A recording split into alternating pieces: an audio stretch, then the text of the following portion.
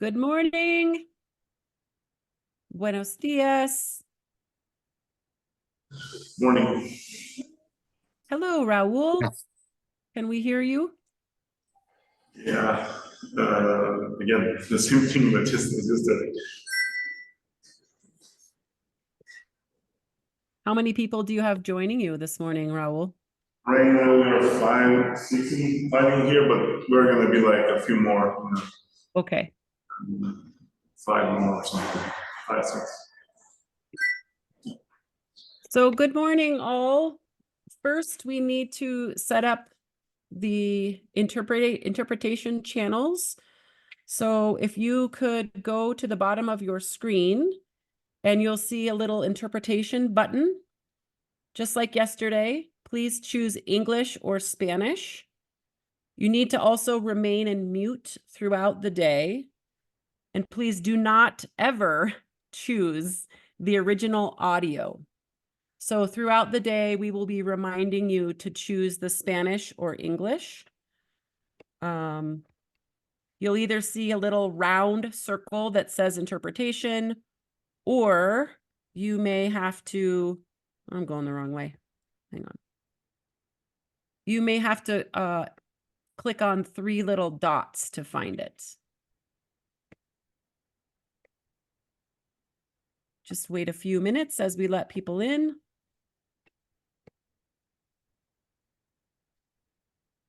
For those of you that require or desire Spanish today for your breakouts, if you could do us a favor and rename yourself, you do that by hovering over your photograph, and there's 3 dots. And if you could rename yourself with a big S or ES for Espanol in the front of your name, so mine would be ES Andy Rogers. If you could do that, that would be really helpful because we're assigning breakout rooms and it's helpful to know where to put everyone. So again, if you would like Spanish for your language for the breakouts today, please put ES in front of your name. Okay. Just a quick thing, it's not letting me. It's not letting you, Raul? No, because I signed up with a different account. I think you're safe. You're Aaron Flesh all day. Yeah. Okay. I think we'll go ahead and get started. We will have more people joining. Again, if you're just joining, the most important thing is to choose your language. Spanish or English. Do not select original audio. Welcome to everyone. People are still joining.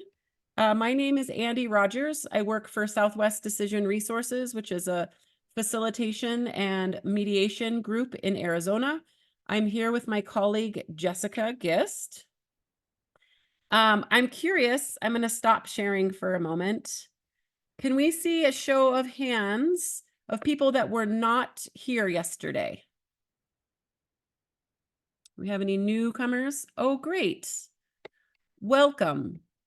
If you would like to choose Spanish for your language for breakouts today, if you could rename yourself and put an ES in front of your name, that would be super helpful. And you can lower your hands. Welcome, Nazine. Welcome, Debbie, and others. So the plans for today, and we'll also recap what happened yesterday, is that we'll have 2 breakouts. The first breakout focuses on innovative tools, approaches, and science and data applications. We'd like to find out what you're using, what is working well, what you're missing. We'd like you to really be specific in your work so that we can all learn from one another. We'll have a short break, and then we'll have another breakout talking about integrating and communicating. As we'll hear from the report out on yesterday, communication was a very big part both the value and the breakdowns that are occurring in the wildlife and fire world. And so today we'd like to dive deeper into that and go beyond recognizing that it's an issue and really work towards some solutions. What would those solutions look like? Where is it coming from? Is it culture-based? Is it lack of training? What is it? And then we'll be done. We will wrap up the day talking about next steps. And this is really important. The last hour of today is framing up the next 6 months. So we have a section where we want to talk about future learning, peer-to-peer learning, webinars, and then we will provide an optional networking session from 12 to 12:30. We had about 50 people stick around yesterday, and it was very helpful to do that. So if you're just arriving, if you could rename yourself with your affiliation, that would be helpful. If you would like Spanish today in your breakouts, please put S in front of your name because Jessica is busily assigning you to breakout rooms as we speak. Okay. I don't think there's anything else I need to share here. All of these notes and all of the things that we talked about yesterday will be made available in the notes, which are forthcoming. And this is being recorded to be posted so that people can watch it. The breakouts will also be recorded specifically for notes purposes only. They will not be made available to the public. So we encourage you to be as candid as possible and really drill down into the ideas that are worth working on and worth solving. Okay. With that, I'd like to turn it over to Aaron, who's one of our planning committee members, to talk about his insights on what he heard yesterday. Molly, if you have anything to add, go ahead, and then we'll kind of recap what we talked about yesterday. So go ahead, Aaron. Thanks, Andy. Yeah, I thought we had some really good exchanges around the ideas of communication and information sharing and needs. The panel was particularly interesting. I really appreciated the perspectives of the folks that are actually on the ground doing fire stuff. Scott, and can you guys remind me of folks' names? Mike. Yeah, Scott and Mike were fantastic. And Brian was really interesting to hear an NGO perspective. I got something out of that and his vision for how he sees NEPA working. And of course, Jamie, really interesting with regards to monitoring and some of the needs there. And our breakout session was great too. We didn't get to debrief our group, or at least report back, but the groups that did report back did a great job. Pepe and Raul in our session later in the day, kind of our debrief session, had some really interesting insights from the Mexico side.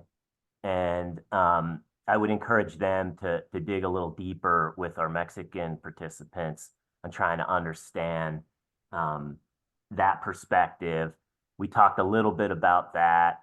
Pepe and Raul would be better to summarize that stuff, but the binational perspective is super valuable, and I think we agreed that would be a good topic for one of the seminars or later topics for one of the seminar series. Although it wouldn't really just be a seminar, it'd be more of a kind of exchange. And a lot of the programs I think are going to take that form, whether it be a panel or whatnot, but something where we can really have a conversation like we are in this workshop. So that's just few words or ideas or things that I heard yesterday. Great. Molly, do you have anything that you would like to add? Just to say welcome from the Southwest Fire Science Consortium. Hopefully you all feel like you belong here, and as a member of someone who's interested in wildlife and wildfire, and just what Andy said, encourage folks to share specific case studies. I think sometimes when we get in these spaces, we want to talk bigger picture broadly about what's happening, but really what we would love to have today is a collection of case studies of how it's working and how it's not working. So hopefully you're up for the challenge. Thank you. Great. And Shala, I know Aaron shared a little bit about the panel, but if you could expand upon that, that would be great. Maybe a little background on all of the participants that were in the panel for those folks that weren't there. Sure. So myself, Shala Hebal, U.S. Fish and Wildlife Service. I work a lot with fire on the ground. Jamie Sanderlin, who is a quantitative ecologist from the Rocky Mountain Research Station. Scott Glaspie, sorry, trying to send links to people and talk. Scott Glaspie, Coronado National Forest, who's fire manager there, as well as Mike Ubel, Fields and Fire Manager on the Kaibab National Forest, and then Brian Nowicki from the Center for Biological Diversity. And everyone has a lot of experience on the ground with fire, with planning, with monitoring, and lots of work over many years. So people shared some of that experience. We talked about challenges that have come up, and two kind of big takeaways is communication is working, but continues to be a challenge, both internally and externally. So that's something I think we've learned through many different processes that we're constantly working on.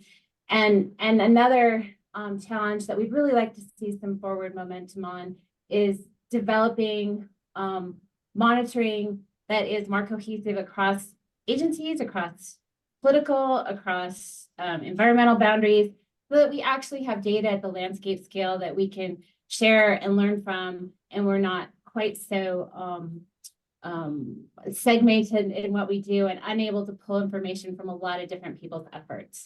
So it was a really good panel. I really want to thank the panelists again for participating and sharing their knowledge.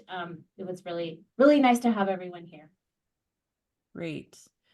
And then Pepe, if you could share a little of what you heard from your breakout, and hopefully Raul can join us in that as well. All right. Hi, my name is Pepe Iniguez. I'm with the Rocky Mountain Research Station, and I kind of was the facilitator for one of the Spanish-speaking groups. And the issues in that group were very different. Of course, most of the managers were from Mexico, and really the big themes that they were talking about is that they don't have they don't see the fires as big as we do in the United States or as severe. And so one of the things that they were talking about is that they think that is because they have a more active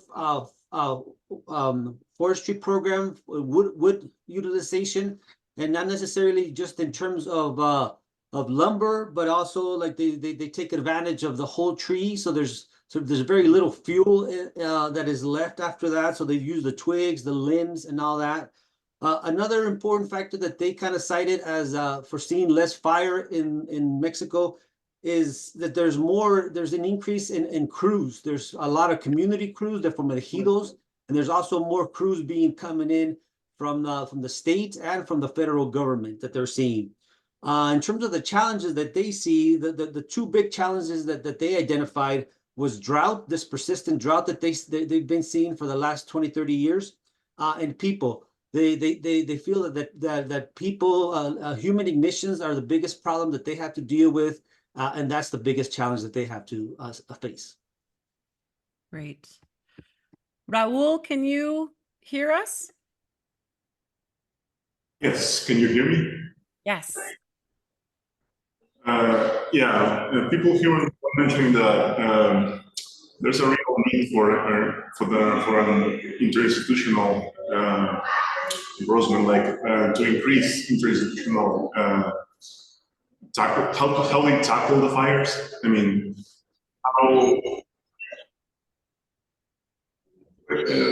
translation might be not needed right now because I'm just combining the ideas that we have. So to tackle the fires, multiple institutions have to come together, which is not happening that often. I mean, institutions like Force, Agarpa, CONAN, and stuff like that, they need to talk to each other. They need to increase communication among themselves. And also, they were mentioning that, the area that covers that forest and ecosystems that got fires is way too big for the sometimes for the capacity of the teams, I mean, more personal is needed and stuff like that. So there were several ideas on where. I don't know if you can hear me.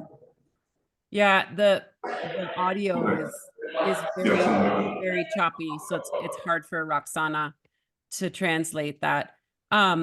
If you could put some of those little snippets when you have time, Raul, into the chat box, that would be really helpful. And Pepe, thank you for following up on some of the questions that are coming in. Maybe Roxana could ask that question. Roxana, there's been a lot of questions about whole trees. How are they using the whole trees? So it would be great if we could get that question answered today at some point. All right, let's see. Just checking the chat box here. Okay. Anybody else from the planning committee want to share, or not just the planning committee, for those of you that were here yesterday, anything that stood out to you last night as you were maybe not sleeping like me?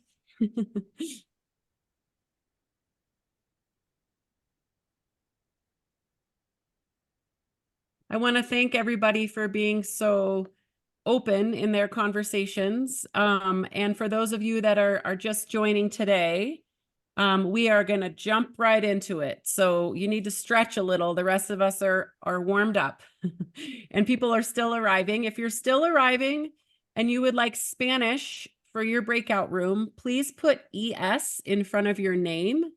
You can rename yourself by clicking on the 3 dots that are near your picture. If you could put your affiliation there, that would be fantastic.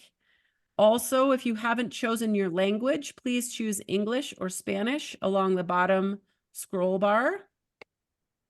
And how you doing there, Jessica? She's madly assigning people to breakout rooms. It's looking good. We have a good size of groups. There are a few folks I'm not certain on, so we will leave those we have questions about here in the big group and sort you out, add you to a room if need be. But a heads up for all of our facilitators, we have plenty of people, so you will be in your own groups as we originally planned.